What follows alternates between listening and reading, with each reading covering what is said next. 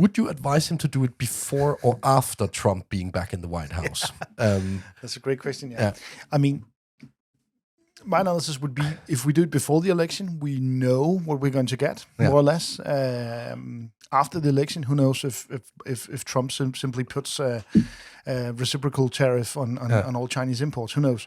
So I think you would do it under Biden. That's what you're saying. Yeah, I think so. I think so because Biden has obviously continued most of the Trump era China policies, not the rhetoric, but the policies, and the overall attitude to China. But he's not going to draw out the tariff gun right away. I think Trump Biden would most likely respond with some strategic. You're listening to Macro Sunday, hosted by Andreas Steno.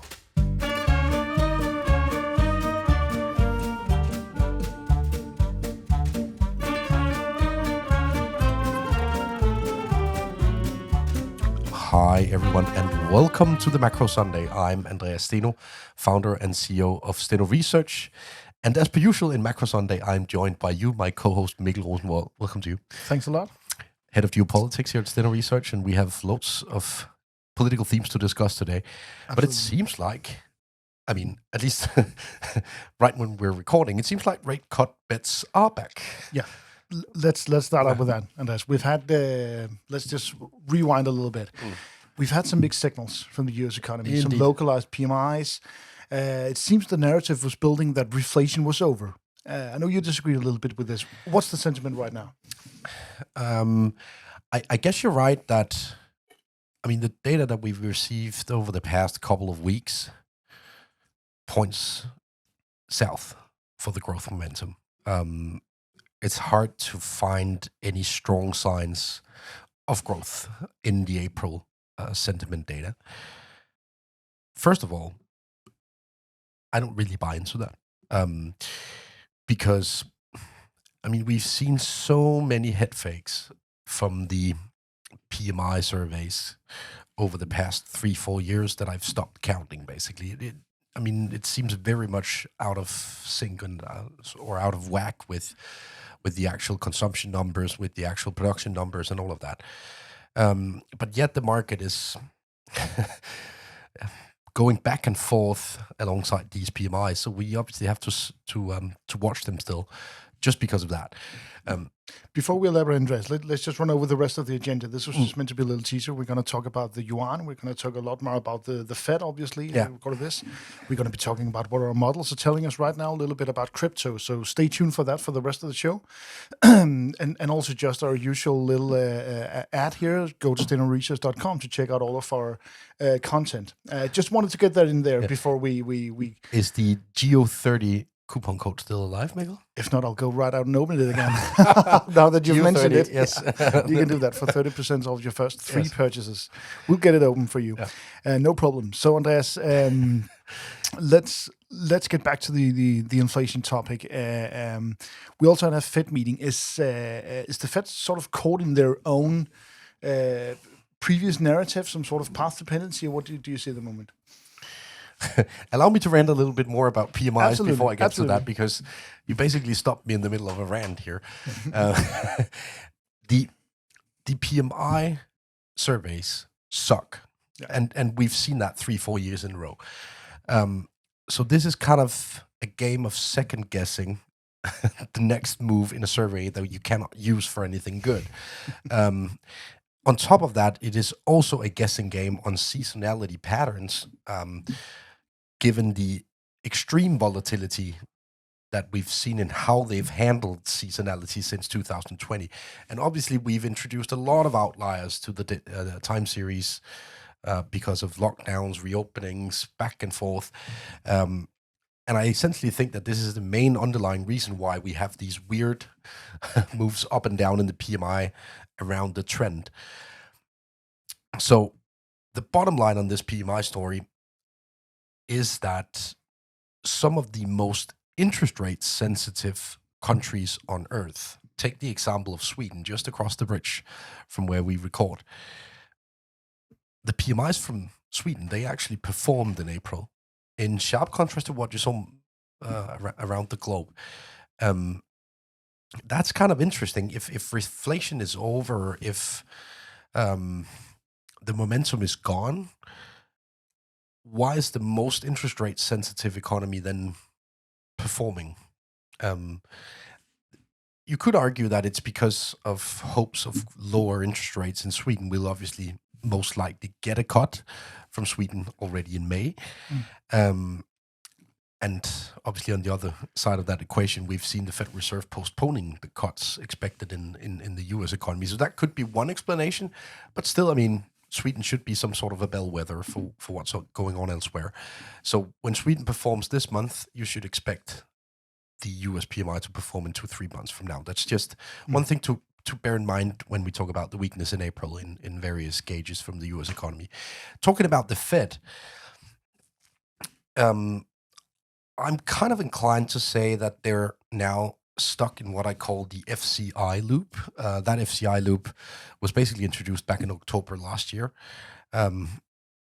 Powell said that due to tighter financial conditions, i.e. FCIs, they had to basically move the needle in a dovish direction. And it seems like this FCI loop doesn't work the other way around. So if they become too easy, they don't care. But if they tighten too much, they care. It's a pretty skewed outcome space and what you would typically label the Fed put, right? And that Fed put seems very much intact to me. When you look at the overwhelming message last Wednesday, it was a clear hint that there is an embedded skew in the reaction function towards interest rate cuts rather than interest rate hikes. And he reiterated that it would take substantial surprises on inflation to even get them to consider a rate hike. And over the past 2-3 months, we've seen how option implied probabilities for future interest rates in the US started accepting the tail risk that interest rates could move up. And you probably have to take that off the table to a certain extent now. And that's basically what we've been seeing throughout last week, that it allows the market to get into this positive feedback loop again, where financial conditions ease. The conclusion is that the Fed will not care. And then risk assets move off in price. I think this is very bullish. So, I mean, a few weak key figures will spark a bullish market reaction again. Bad data is good news. As we've seen it before. I mean, yeah. Of course, until bad data turns bad enough. But I don't really think that's what's going to happen. No. Usually we only talk about the portfolio at the end of the show. Just pull it in here a little bit because it's relevant to this discussion about the outlook for risk assets. We took a NASDAQ bet denominated in pounds, which is a reflection of this basically, and we're on that course. Sure. I mean, this FCI loop is very sensitive to NASDAQ or to tech in general. And we've also seen how markets, especially after the job report on Friday, sort of accepts the notion that, I mean, an interest rate cut could happen this year, and kind of back in that loop again. That's good news for tech. That's good news for suffering crypto, I think, as well. And we also know now that we're basically past the peak of the tax season in the US, that liquidity will actually improve quite a bit. If you pair that with the material tapering of QT announced at the May meeting at the FOMC, already commencing in June, we're talking about pretty decently sized liquidity efforts to underpin the economic development. And I think this is completely crazy given what's ongoing beneath the surface in inflation, but it seems like the Federal Reserve rather wants the economy to run hot than the opposite, and I get why. I would probably have taken the same decision if I had to. So it's much easier to sit here and lament it, right? Because of the election season, obviously upcoming during the second half of the year. And speaking of that, Mikkel, now that we know that the Fed reaction function sort of holds an embedded dovishness given the political considerations and all of that. We saw some stories on Trump potentially airing the idea that he could be in charge of the interest rate setting himself after the election. I'm not really sure that I buy this as a feasible scenario. But what's your read on that political situation and by the way also the momentum for Trump? Yeah, so let's get back to the momentum and the trial paths for Trump. If Trump wins, let's work with that scenario. Trump is going to take the sort of the maximalist view on the presidency. He's backed by a lot of lawyers, of scientists and professors who share the view that the president can pretty much do, and the presidency is intended to be all powerful, including managing interest rate. I mean, why should that be a limitation? I think that is the general idea Donald Trump is going to go in there with. He's not used to a style of management where you have checks and balances. He's used to if you're running a business, and this is a key parameter of running a business. It's has a very direct implication on the overall performance of his company, to say so. Why shouldn't he manage that directly? So I think he will push in that direction. There'll be a lot of checks and balances, a lot of debates about this, but I'm absolutely sure that's going to be on the agenda for Donald Trump as he's sort of setting the room for a second term here. About his momentum in the campaign. He's doing a little bit better in some polls recently. At the same time, we're seeing some mixed polling. I've been talking a lot about the RFK effect in here. We've seen some reports that he's beginning to draw more votes from Trump as well, or perhaps drawing less votes from Biden. He's still a big factor in all this, so big uncertain. Another big uncertain is obviously the hush money trial that's going on. A lot of listeners will have opinions about this, of course, but just to state my opinion, I think this is equally dangerous for Trump and for Biden, because I'm leaning towards that Trump will not be fully indicted on this, or not on every charge at least. And in that case, I think a lot of Americans are going to be responsive to the narrative that this is a political trial, a scam trial. And that is really very, very dangerous for Biden, especially if Trump is acquitted of most charges. Obviously, if Trump is found guilty of all these charges, it is going to be a problem for him. We can see that directly from the polls.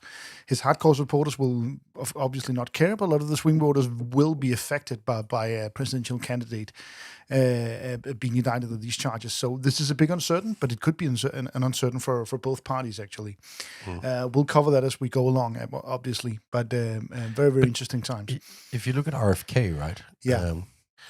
I mean, at least when you look at the European coverage of the US election, I'm kind of puzzled why we don't see more coverage of his polling nationwide, because we're talking double digits, aren't we? Yeah, nationwide polling. We are. And especially in some of the states where Joe Biden needs to do well. Of course, there's still a long way to go to the election. He needs to keep this up. He needs to do a lot better at fundraising, but he does have the name. He does have an internet following. He's sort of a meme candidate. And he could draw a lot of, especially younger voters from the Biden camp. So it's absolutely undercovered in Europe, I'd say. Yeah, and I saw basically the rest of the Kennedy family. Yeah, they basically keep him out here, right? And I mean, I'm not really sure that Christmas will be fun in the Kennedy house this winter. But no, they can't deny him the name. No, Andreas, before we head east to Asia, you were in Singapore yes, last week. You were in London as well, doing a lot of traveling. Before we head out there, let's just mention a couple of the things we're doing at Steno Research at the moment. We launched a new article series this week, actually, called Quant Signals, yes, by our co-worker Klaus. Put some words into what our readers can expect from that. So, I mean, behind the curtains, we've had quants working on signal generation tools and all that for the past year, and we're now more or less ready to start to launch some of these things. Very thoroughly back tested. Also strong performance in sample in these quant signals. So this is an add-on that is much more systematic than just listening to an idiot like me rambling, right? Obviously, I take our like macro decisions based on data, but I do not necessarily do it 100% systematically. But these are signals designed to be tradable on a systematic basis. I mean, who cares what I think about the PMIs? We'll let the data speak for itself here. I mean, a very interesting development and something that will only enhance our returns, I think. Absolutely. Looks to be performing well in FX space. Pointed out a couple of trades here, backtested as well. Go to stenoresearch.com to check this out. Look for quant signals and Claus's pretty face, and you'll read a lot more about that. We're not going to sell a lot of subscriptions by bringing Claus's face on. I don't know about that. Compared to the rest of us, he may actually be. I don't know. Yeah, Let's leave it at that. Fair enough. So Andreas. Yes. China, the yuan. Singapore. Yeah. Yeah. You went to Singapore. Well, so Mikkel, let me say one thing before. We wrote an article on the potential devaluation of the yuan. Was it a few weeks back? And the internet exploded. At least, given our size, it was pretty impactful. Yeah. I mean, I think 1.5 million readers ended up. We're not talking Kim Kardashian level of breaking the internet, but yeah. Well, within this niche, yes. Absolutely. Yeah. And given that, I thought it was kind of an edgy line of thought to broadcast this devaluation risk short term and so on and so forth. And then I went to Singapore, and every single meeting I had, they were like, yeah, we already know that. It was like, it wasn't edgy at all. Same experience in London. Every single macro PM had a position in dollar CNH on already. Mm-hmm. And I guess when something is that well sort of baked in, it becomes kind of tricky for it to have any surprising effect if you actually end up conducting it, right? So I guess China's kind of aware of this as well. I don't know how they track it, but they're probably aware of it. Funny thing here is that now that we've seen the Japanese authorities intervening, they've basically brought dollar yen back in line with fundamentals, say 151, 153 range. That thereabout is probably where you can feasibly say that it belongs given interest rates. Given that dollar interest rates are on the decline after a few weeks of weak PMIs and a soft non-farm payrolls and all of that, it could actually be a pretty decent timing for the Chinese to show up with that devaluation, right? Yeah, surprising everyone a few weeks after where they expected it, right? Yeah. My point being, I'm not throwing in the towel. It's probably more edgy to say today. I think a lot of people will have closed down their positions in the dollar version Asian FX after the intervention from the Japanese authorities and all that. Let's see. I mean, they've been stockpiling gold and copper like crazy in China. The usage of the dollar repo at the PBOC is through the roof. I know it's still small in size relative to the financial system, but it's a pretty decent hint that the current price of dollars relative to local yuans is simply too high.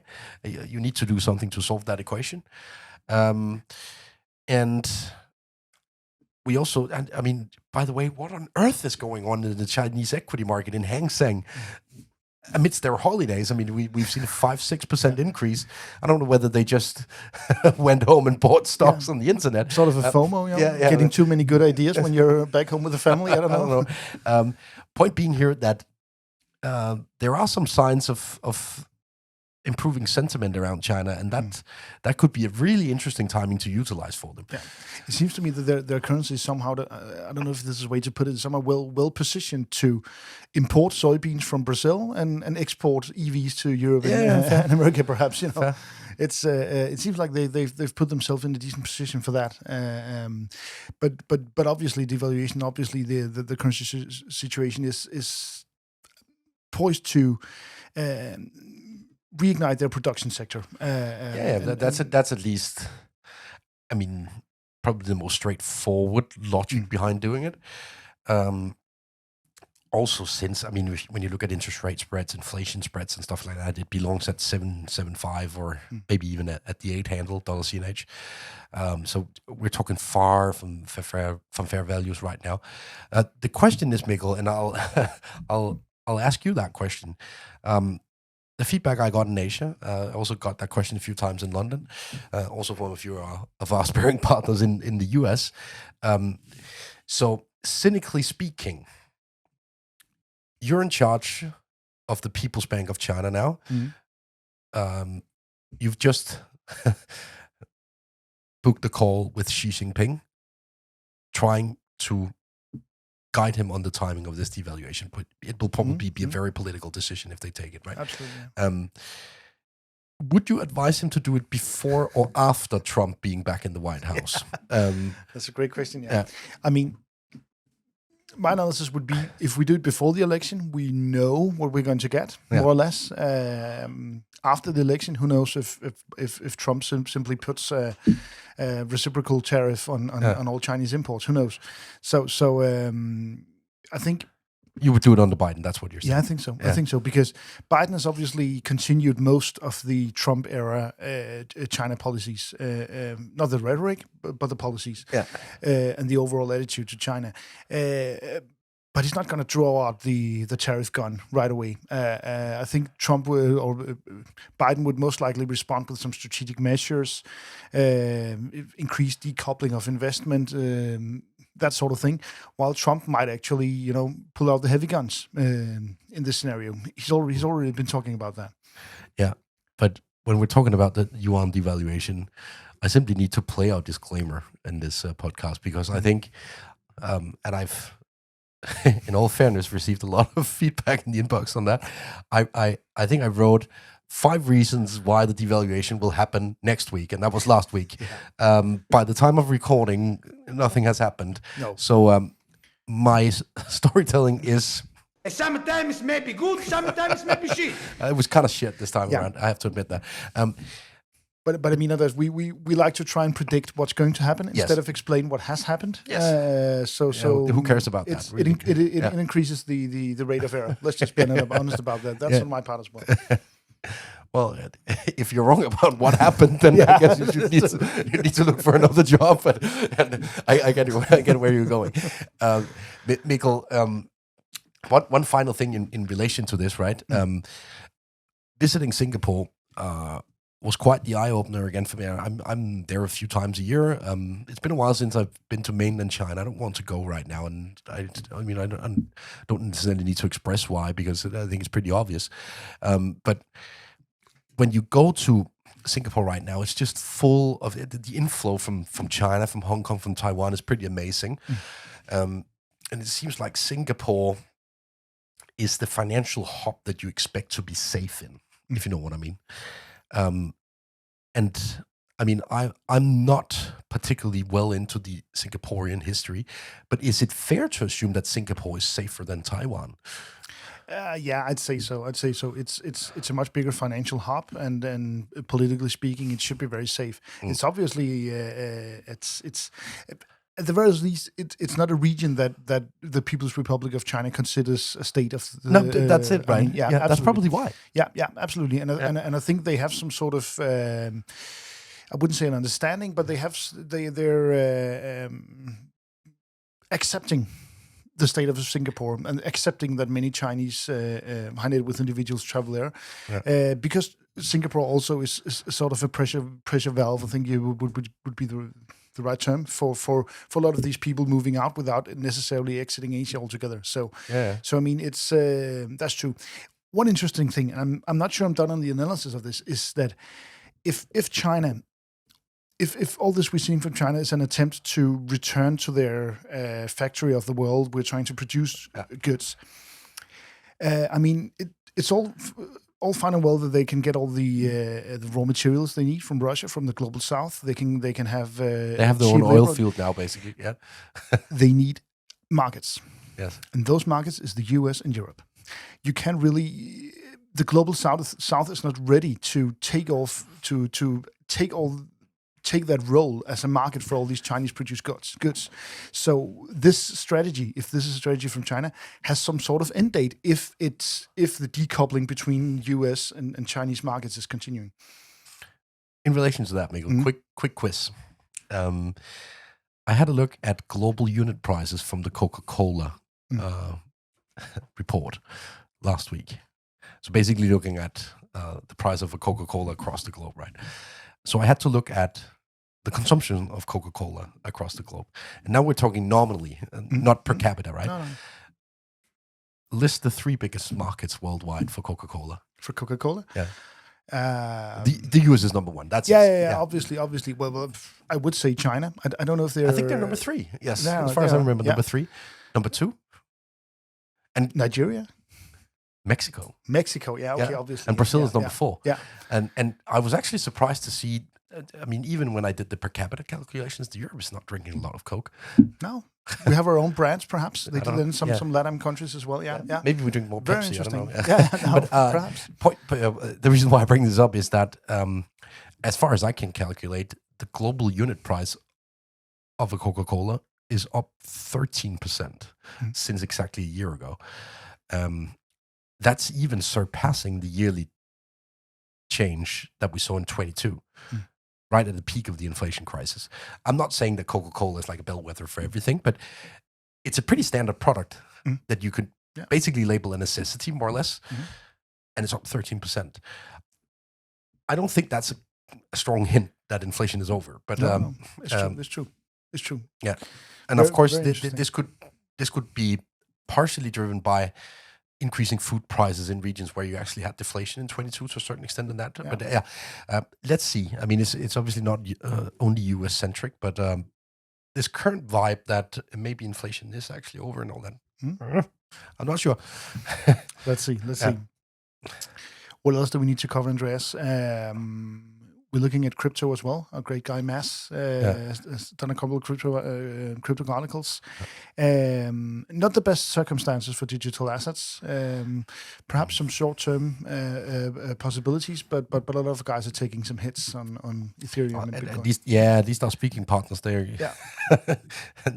turning negative right, left, and center. Some mixed feelings. But that's kind of also sometimes it just reflects that the narrative sort of follows the price, right? Yeah. A month ago, they were all considering buying Lambos and all that shit, right? But now they're dancing to another tune, basically. But I'm not convinced that this was it for the liquidity cycle and this was it for the risk asset cycle. So I wouldn't bother too much about the returns that we've seen in April. We're still leaning into that reflation story, especially given how the Federal Reserve sort of safeguards that outcome space. They keep saying cuts before hikes. They keep saying, well, we need some more evidence if inflation is actually reaccelerating. You could just look at the past 6 months; it's reaccelerating like crazy. I mean, they don't really want to admit to it, which is fine. I mean, if you're a long risk assets, that's fine, at least for another period, and then we'll have to take the headache at another point. So, I mean, I think they're currently underpinning this loop that we've seen since October, and with a few softer key figures, with a slight dovish surprise on wages and all that, we're back in it. FCI loop is back. Bye. One last story here, Andreas. The Middle East. Yeah. Not a program without talking about the Middle East. We're publishing this on Sunday. We're recording on Friday. I just need to get the calendar right here. It seems to me, and I've burned my hand on this before, it seems to me that we're getting closer to some sort of truce in Gaza. Not a complete peace, but some sort of truce. Hamas has been given a truce proposal that looks relatively generous on the Israeli side. Obviously a lot of opinions about this, but that is the story right now, and it seems like the US-Saudi alliance is back. Blinken visited Saudi Arabia. He does that a lot. That's not a biggie, but I mean, right after Blinken's visit, we had an announcement of a big BlackRock investment in Saudi Arabia. Yeah. Saudi Arabia started to crack down on social media protests against Israel. This seems to me that the US and Saudis are getting aligned on putting heavy pressure on Hamas to accept this truce deal, but also perhaps reinitiating the Israel-Saudi normalization talks. And at the end of all that could be increased Saudi oil production. That's what the US is after in all this, obviously. That's the end game to all this, is to have the Saudis produce more oil. A lot of steps on the way in that, and still a long way out in the future, but definitely something to look for.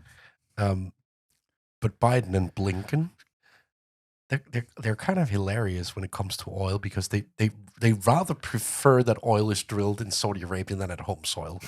To some extent, it's not completely unfair, right? It's not wrong. No, because then it's not our emissions, if you know what I mean, right? That's been the strategy for the Democratic side of the Congress for a while, I think. Remember how Biden sounded around oil drilling before the election? I mean, he was basically telling everyone that he wanted to stop everything. That's certainly not happening, rather the contrary. But my point is just that it is, and we like that generally as like leftist-leaning Westerners love the notion that, okay, the natural resources down in Africa, the energy in Middle East, because it allows them to feel cleaner. Absolutely, doesn't it? I mean, in a country such as Denmark, which has a huge pollution footprint, we're very proud that our carbon emissions are going down over the past decades. Well, it's because our entire production cycle moved to China, basically, or to Eastern Europe. So it's that's always the thing: is the production or the consumer that carries the pollution. That's a story for a whole other podcast. Just to dip into some of those topics. Check out all our stuff at stenoresearch.com. Use Geo30. Yeah, absolutely. You'll run out and open it again. Absolutely, as fast as I can. GEO30. Absolutely. Yes. Check us out there. Follow all our other content on YouTube as well. We're doing more and more in there, both on geopolitics and other topics. So make sure to follow us there, and then we'll see you next week. Yes.